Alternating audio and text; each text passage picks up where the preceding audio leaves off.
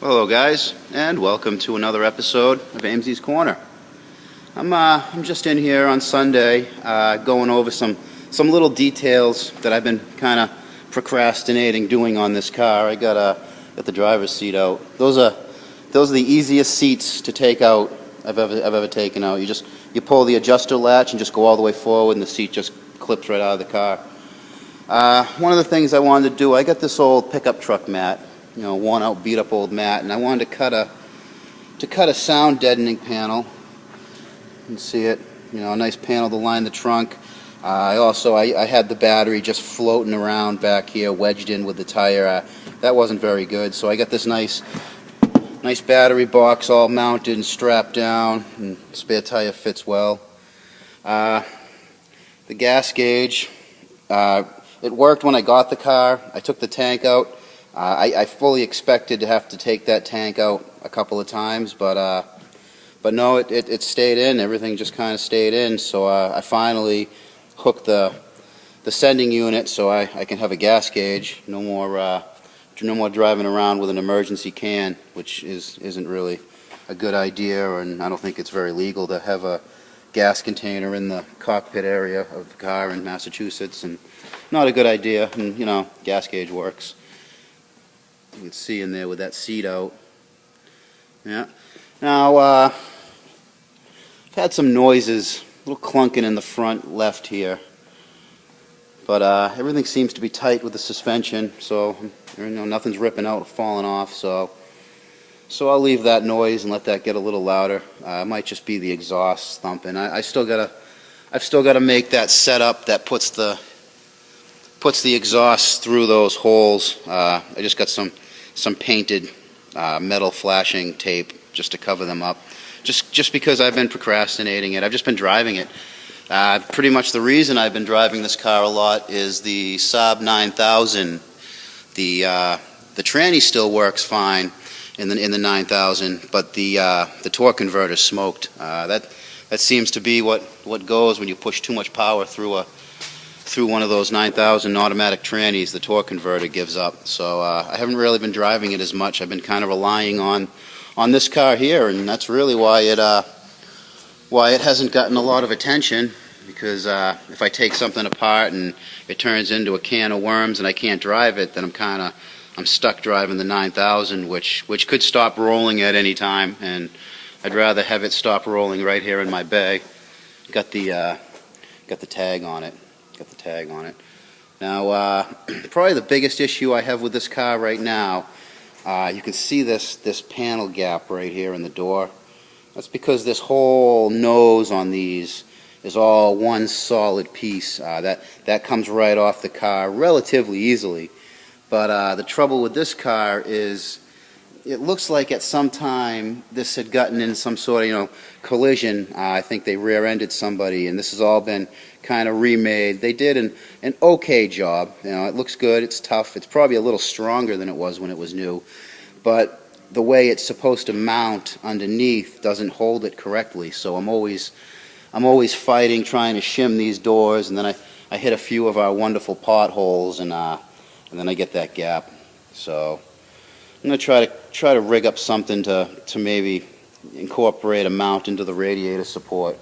Ideally, I would do what they did in the older Sonnets, where the whole, they didn't have this little micro hood. The whole front would lift up, which, man, I wish they had done that to this car. I wish the Sonnet 3s had that treatment.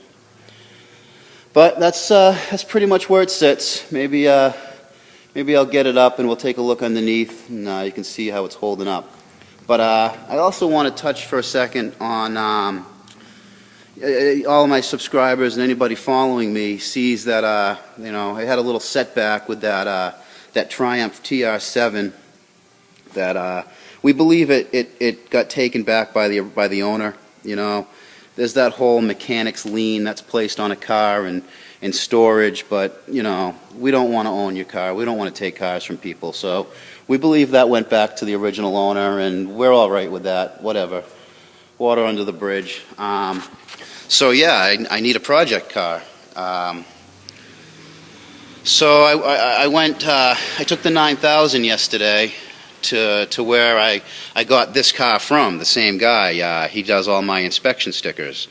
So yeah, he put that sticker on. He's been putting the sticker on my 9000 for a few years now.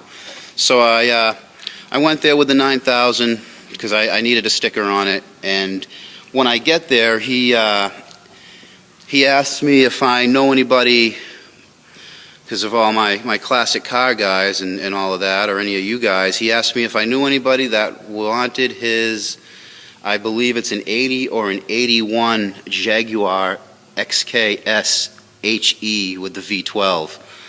So yeah, he put that bug in my ear, and you know, I got the earlier video right before this one is that top engine sealing job I did on that 88 XKS.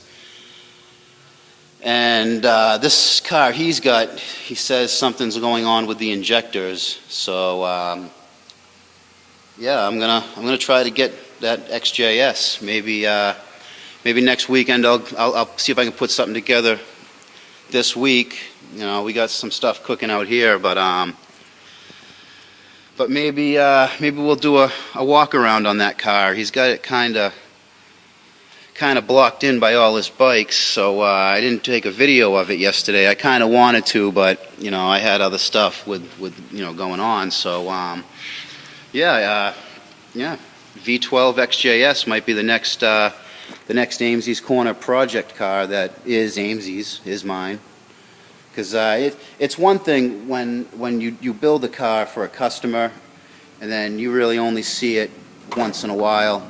You know, it's something about when you get to build your own and you get to live with it and enjoy it. And I get to show you guys, because really that's a big part of why I do this. If I didn't have someone to show it to or enjoy this stuff with, it's kind of kills what I'm going for. So yeah, stay tuned.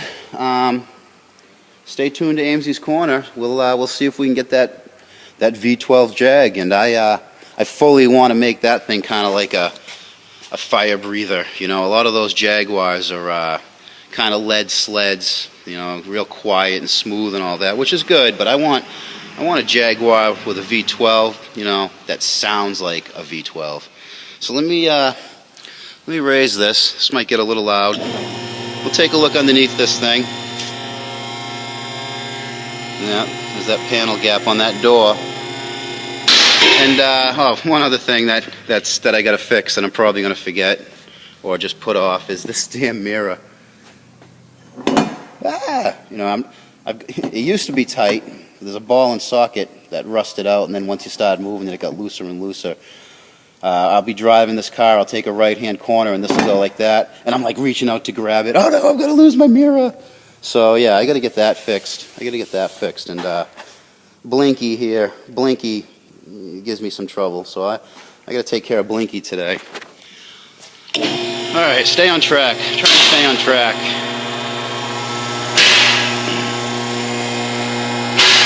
Probably the lightest car to go on these lifts. No, not probably. It is the lightest car to go on these lifts. Saab soccer ball wheel.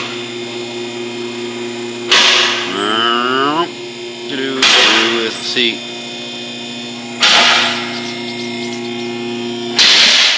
And where is the flashlight? Knucklehead or Stinger? Knucklehead or Stinger? Let's go Knucklehead. Nice floodlight here. Yeah, so let me see if we can show some stuff. So you see it's all A-arms all tight. I don't see any movement going on. I was kind of worried about this side because some of the worst rust, some of the worst was up in the structure up in there. But it looks like it's taken these rough roads this spring in stride. Yeah, awesome. Awesome. Remember how many holes this thing had in it? Well, I've still got to make some sort of strap for these springs too. These always make me nervous. Not much holding that spring in, but I'm not jumping it like the Dukes of Hazzard or nothing. You know, I'm not jumping this car. I drive it like it's made out of eggshells. That's kind of the joke. That's kind of the joke I have about this car is, maybe I've said this before on one of these videos, but I want to hollow out an eggshell, take the, raw egg and take the insides out, so I just have the shell and mount it on the dash and say, drive it like it's made out of this, because the way this thing sounds and the way it handles, you find yourself just, pushing this poor old girl. So, yeah. All right, I think I've talked enough. I think I've shown you enough. I'm just, I got to get into this thing because I want to get out and enjoy some of this beautiful weather we have, guys. So, yeah. Stay tuned for some Jaguar XJS. So until next time, guys, keep it out of the cabbage.